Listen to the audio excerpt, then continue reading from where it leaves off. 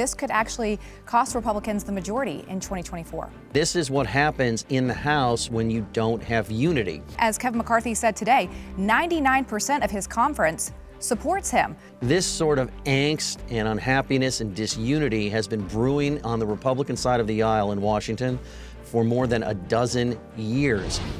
We begin on Capitol Hill, where House Speaker Kevin McCarthy is out of a job tonight after he was ousted in a revolt by conservative House members. The rebellion, led by Florida Congressman Matt Gaetz, came amid the fierce battle to rein in rampant government spending that conservatives say is a serious drag on the economy. Now, no House business can proceed until a new speaker is elected. We're joined now by David Drucker, a senior writer for The Dispatch. David, welcome back to the show. Good to see you. Good to see you. All right, many people thought ever since Kevin McCarthy became speaker that this was only a ticking time bomb to see who would oust him from the speakership. But the bigger picture here, if you step back, right now, the House only has around 45 days, David, to get 8 appropriation bills done. Yet they're squabbling about who should be the Speaker of the House. I mean, shouldn't they be focused on how to keep the government open and issues that really matter to people who are watching right now, to the taxpayers? Yeah, well, that's one point of view. Look, there is a very small minority of House Republicans that want to dump McCarthy, that have wanted to dump McCarthy for several months, that never wanted him to be speaker in the first place. I think it's, it's important that we step back here and understand what is going on. This has been a very tenuous majority from the beginning. Republicans win a majority last November, and it is a bare 4-seat majority. That is not a governing majority. That's just a control the House of Representatives floor majority, control the committee's majority. That doesn't give you enough votes to lose with all the disagreements that come along. It took McCarthy 15 roll call votes, if you recall, to win the gavel. And one of the deals that he had to make was that all it took was one member to go to the floor to issue what we've been calling a motion to vacate. In other words, to call for a vote on dumping him as speaker. Normally, it requires a much bigger group of numbers to make that happen, so it's much harder to do. But it was the only way McCarthy could get his right flank on board for his leadership post. And as you mentioned, Lindsay, therefore it was bound to happen.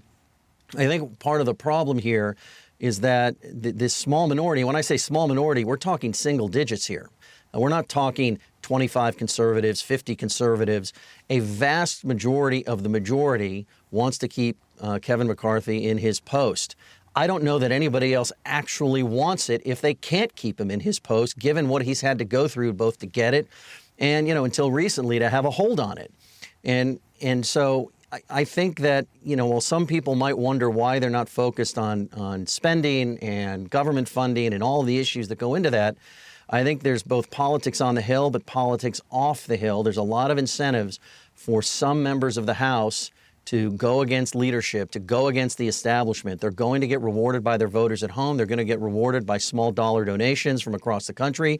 They've been rewarded by praise from former President Donald Trump and other party leaders. And so I think those are some of the factors that go into creating this situation. Well, and to your point, while these few may get rewarded from their constituency, at the end of the day, as Kevin McCarthy said today, 99% of his conference supports him. So how does this make Republicans look at the end of the day and their ability to govern? Because they will be viewed as a whole here. Yeah, I mean, I don't think it makes them look any, that good. I mean, one of the things that may happen is eventually next year we're going to have a general election and a presidential race, and that's going to overtake events, and that's going to dominate the news coverage. But I think in the short term, at the very least, it doesn't make Republicans look very good. It doesn't look like you can necessarily depend on them if you give them power to deliver. What most House Republicans have tried to do is do the best that is possible when you have a Senate and a White House controlled by the Democratic Party. And obviously, Republicans and Democrats have disagreements on policy, but Democrats didn't get into their positions of power by being pushovers. So they care about issues as much as Republicans do, and they have more numbers. And even when you look at the government funding bill that just passed that kept the government open for the next couple of months, as you mentioned, or I should say month and a half. Eventually, Kevin McCarthy had to depend on Democrats to get that passed because he could not get a Republican majority because of his unhappy right flank of about a dozen members or so behind anything remotely conservative. And this is what happens in the House when you don't have unity. But I think what's important to understand is this is not a new development for Republicans. It's only new in that it resulted in a speaker having trouble holding on to his post. This sort of angst and unhappiness and disunity has been brewing on the Republican side of the aisle in Washington for more than a dozen years, primarily because you have some members who believe more is possible in divided government than actually is possible, and you have other members who don't actually care if you get a result, because getting a result in divided government means the Democrats had to agree to it. And if the Democrats agreed to it, it can't be that good. And they get rewarded more by saying they fought the good fight, but it was those other guys that were willing to compromise. It was those rhinos who capitulated that stopped everything, rather than just saying, listen, this is the best we can do in divided government. Let's win some more seats in the next election, and then we'll come back for more. Well, that's just it, though. They can't get anything done right now if they don't have a Speaker of the House. Everything's at a standstill, as you know. So do you think in the last 30 seconds here that this could actually cost Republicans the majority in 2024? Look, I think it's too early to tell. So much is going to happen between now and next year. It's definitely not a good look. Look, and I will say this, if Speaker McCarthy is not just ousted, but permanently sidelined, he's the best fundraiser they have. There are other members of leadership, other Republicans that could step up, but he has been breaking records left and right when it comes to fundraising and putting together a war chest to help Republicans win more House seats and defend the House seats they have. They also have a good number of House Republicans that won in seats that Joe Biden won in 2020. And this makes it real tough on them. All right. David Drucker, the author of In Trump's Shadow, The Battle for 2024 and the Future of the GOP. Thanks for being with us tonight. Good to see you, David. Anytime. Thank you. All right. And now to Joe Gum with the rest of the news you need to know. Yeah, thanks, Lindsay. A fired-up former President Donald Trump came out swinging when he entered a Manhattan courtroom today after a first recess in his fraud trial. He said, quote, "This case is a scam," end quote. And after posting something derogatory on his Truth Social platform about the presiding judge's law clerk, Trump has now been given a limited gag order. It forbids social media posts, emails, or public comments about the judge's staff by Trump and any parties involved in the case.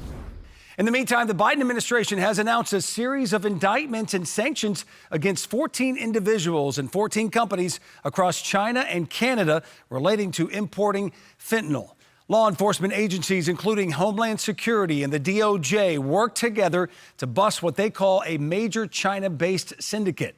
Over 100,000 drug overdose deaths have occurred since 2020, and nearly two-thirds of those were fentanyl-related.